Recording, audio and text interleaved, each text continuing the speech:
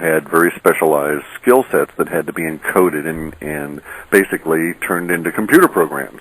And so as a, as a computer design consultant or a design engineer or a software engineer, you would have to sit down and basically learn everything that your customer or subject matter knew about a particular subject in order to be able to write the code to turn it into an expert system or a computer program of one form or another. And so I had a great deal of interaction with humans and discovered that the curiosity about humans is that if they're discussing gardening, they'll be basically having the same conversation that they had a year ago about this time relative to the gardening, etc. But a curious part of it all is they wouldn't use the same word set. And I kept wondering about that until it finally dawned on me that, maybe something is attempting to express itself within that word set that is different from the last time. So I set about and wrote a bunch of computer programs that sweep the Internet looking for changes in language within normal lexicon areas on basically a week-to-week basis. Changes, that's the important thing. Correct, it's the change. It's not the words being used, it's the difference in the words this set over the last time we were at this particular area. It's not anything as dumb as, let's see, somebody is contemplating suicide and they, in a gardening forum, they say, man, I'm going to kill myself if we don't get some rain. I mean, would that be... Actually, we would take that sentence, certainly. We would have that sentence, but we don't care about an individual saying, we're not going to react to those as conscious words. Basically, what the program does is aggregate all of these. And so it's going to note that the word kill was used, but that frequently shows up in the gardening forum as people discuss killing slugs and bugs and so on, right? But it's going to be noted as being exceptional in this case because it's going to be attached to or in close proximity to the personal pronoun myself. And therefore, it would have a particular flag set within our processing. So indeed, that particular instance would show up within our processing as one of the nuances where we would have a meaningful and worth looking at difference in a word set. However, I wouldn't, from my viewpoint, I wouldn't receive the whole sentence. I would actually find the word kill would have thousands of attributes set because it had been picked up in thousands of conversations in that particular forum. But one of those would change the hue on it within my display a little bit, make it a little bit more intense, because it had been associated with a personal pronoun. And the personal pronoun is an effective tool for us because frequently people do apply to themselves through the use of personal pronouns and other conversations some of the psychic stuff that comes out. So it's curious, but you find individuals that if one were to sweep enough, you would probably note that a lot of people that are going to die tomorrow accidentally leaked that information out 3 or 4 or 5 days ago, recounting a dream or some other statement, and so this stuff actually leaks out ahead of time. Now, in this case, I wouldn't know who said that, I couldn't track it down or any of that, I wouldn't even know that it was related to the word myself, I would just see that this attribute for personal pronoun association was flagged, which would make it interesting for me. But. Yeah, so you're dealing with the basic premise that we're spiritual beings or soul, however you would like to term it, and we know really what's going to be happening in our lives. We're maybe not conscious of it, but it leaks out into our conversation. That's your premise. Yes, the basic premise is that it leaks out that most people are not aware of it. My viewpoint is that matter does not exist, that we're all energy. I know there's consciousness with a big C, but the definition of the soul gets into religion, and I'd rather not go into that, but fundamentally we're all energy. We're vibrating at 22 trillion times a second. Our brains can only process maybe 30 or 40 times a second, so we don't see all of the other aspects of creation being continuously created around us. But if we were to accept my premise as accurate, as a good view of reality, if everything is in fact vibrating energy, then it makes perfect sense that a change in that vibrating energy, which we would call transition movement into the future, time change, would be perceptible by the standing waves, that is our little bits of consciousness, hovering around this particular standing wave that I call my body. Make sense? Meaning I'm an energetic vibrating antenna in a sense, and so it makes perfectly logical that in an energetic world, any change in the nature of vibration, which would be change into the future, would be perceptible. How far out would be open to debate. And what if this ball of energy, this little spark of light and love, and or whatever you want to call it, what if it was omnipotent, omnipresent? Well, that's big C consciousness. Yeah, big C consciousness. If you really want to go that, if you want to go that way, we're little C consciousness. So you think you believe that we are separate? No, I don't believe. From that. I don't like the word believe. We got to be real careful here. You're talking to a radical linguist, and okay. I really annoy people. But the word believe, that's right. The word believe is actually broken down into two words: belief, which means I wish. I wish, and it actually means I wish this to be true, whatever the subject is that we're talking about. Right. So I would prefer not to have a belief system because I want to examine reality. I don't want to put my projections on it. Right. So what do you know for sure? Well, I know for sure that indeed we are in an energetic universe, and I know for sure that large C consciousness exists. I also know for sure that it does not give a damn about being worshipped. It doesn't ask you to sacrifice your children.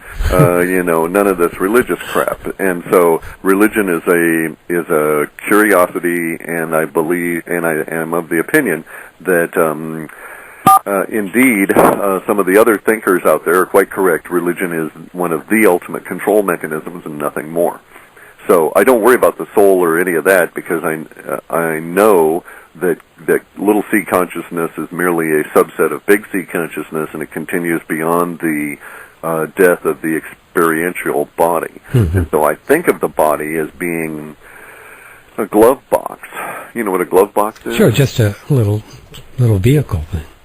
Glove box is a glove box is a place where you might, in a laboratory, you might deal with petri dishes. You got something you don't want to touch, and so you put it into this glove box, and you reach in through these gloves that are attached to the outside world. Make any sense? Yeah. Okay. Basically, what I'm saying is, well, let me put it this way. Let's use the analogy that David Icke uses, and that is that we're microscopes. Okay, we are all microscopes as bodies. We are microscopes for examining material reality for a small subset of big C consciousness. Now, the microscope that is your body will expire at some point, but it's very much like a microscope. You just simply turn off the microscope when you're done using it.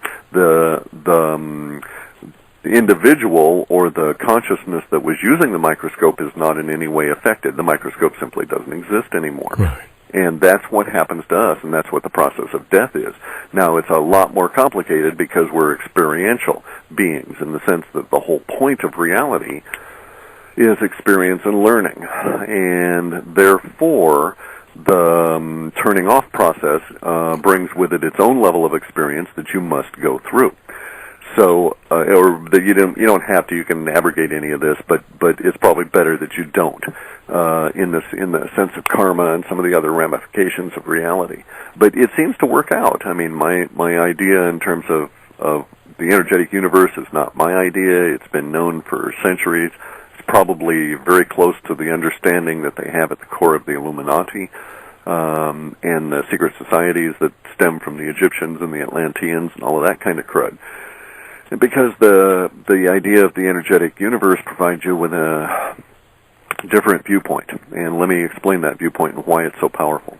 And it's all in your mind. It has nothing to do with reality. Let's a little laugh about material world here being real.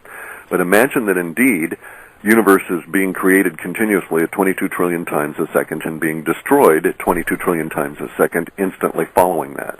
That's the only way that there could be motion, by the way, is that every atom has to come into being for a millisecond, 1/22 trillionth time part of a second, and then be destroyed so that the next time it's recreated there can be some movement. You can do thought experiments that would prove that if matter was actually solid, none of us could breathe. There would be an impenetrable wall of atoms that you couldn't shift even though they were air, etc. But now let's look at some of the benefits here. If indeed the universe is an energetic creation and is continuously creating itself, then such things as the idea of the Egyptians moving these huge obelisks, all as single pieces of relatively fragile stone, that should not, in fact, have been able to withstand being tilted at an angle to be set upright. But they would be able to move such things without necessarily being bothered by the material reality component of wheels or this sort of a deal, right? Because you could, if it's energy, if it's basically a bunch of atoms pretending to be solid as energy manifests continuously, and they're pretending to be solid rock, they would have a specific level of vibration. This specific level of vibration also has a specific level of vibration that, quote, attaches it through the gravity to the planet. So if one wanted to make the obelisk move, one needn't be concerned about the weight of the obelisk or the fact that it thinks it's stone. All one need be concerned about is altering the frequency of vibration between the vibration of the stone and the vibration that we think of as gravity or the planet below it. And thus you could then neutralize that and push it along with your finger. Makes sense to me. Yeah, and in fact, we see that T. Townsend Brown in the 50s and others were using electricity and other crude attempts to do basically just this. My experience is that this universe that keeps being created is created through you and I. Yeah, there's a component of that. We're like co-creators. Okay, and I get a little upset with that term because it has implications. Well, you're a linguist, man. You know. Yeah, but even beyond that, with the part of the problem now is that there you have a lot of people running around saying that, oh yeah, on October whatever in 2011 or in 2012, we're all going to reach this point where we're continuous co-creators. Well, that's fine, but there's a lot of doofuses out there that if they really put their minds to it and they're actually creating stuff from their minds, we're going to be in a really surreal world, Well, and I think the whole idea that just because you're living at a particular time in space that all of a sudden you're going to pop and then to gain this level of consciousness is boulder dash, because in my experience you earn. Yeah, you got to work for it. You work for it. So this idea that something's going to come down and plop people and lift them up to heaven and all that, it's nonsense in my opinion. Yeah, it's one of the mental traps. Yeah, come on. We work for it all, do we not, Clif? I believe so. That's been my experience. Point. Yeah. Like, my experience is that when we give 100%, God, if you will, gives the rest, We got to give it all, and then things happen. Yeah, and you have to harmonize with universe, would be how I would put it. When you do and get up off your butt, well, hey, then you can get something done. Things work. Then you get some different and interesting creation. Yeah, it's a shame the God word is not even, you can't even use it anymore. It's been so overused, and people have these ideas and all these weird ideas about God. The context. Yeah, it's tough, man. Yeah, look, and the context lead us to the control mechanisms and back to the whole war business. And, my God's better than your God. And you need me to contact God, and then, by the way, it'll cost you $20. Yeah, exactly. Yeah. Or even worse than that, it'll cost you the energy of control. You must be subservient to me in order that I do this for you because I'm the great conduit to God. Sure, and look what many of us went through early on, that we had to confess our sins to a man behind a screen to get God's forgiveness. I mean, come on. I know. I mean, no, my goodness. I know. And then it's like, and who's God, and what proof is there? And the proof is this fellow popped up 3 days later and walked around. What are you it's like, smoking, a zombie. Oh no, Oh, I know. Oh, it gets really ugly too, because then there's the codification, and once you start codifying it and putting it into what do you mean? Religion, putting a religion into any of the aspects of religion where they codify it and they say they attach it to ritual, then that's when they've got you, because Ike is probably correct, and I know that there's evidence that there's a frequency issue going on. Let's stop for a second and consider the energetic view of the world.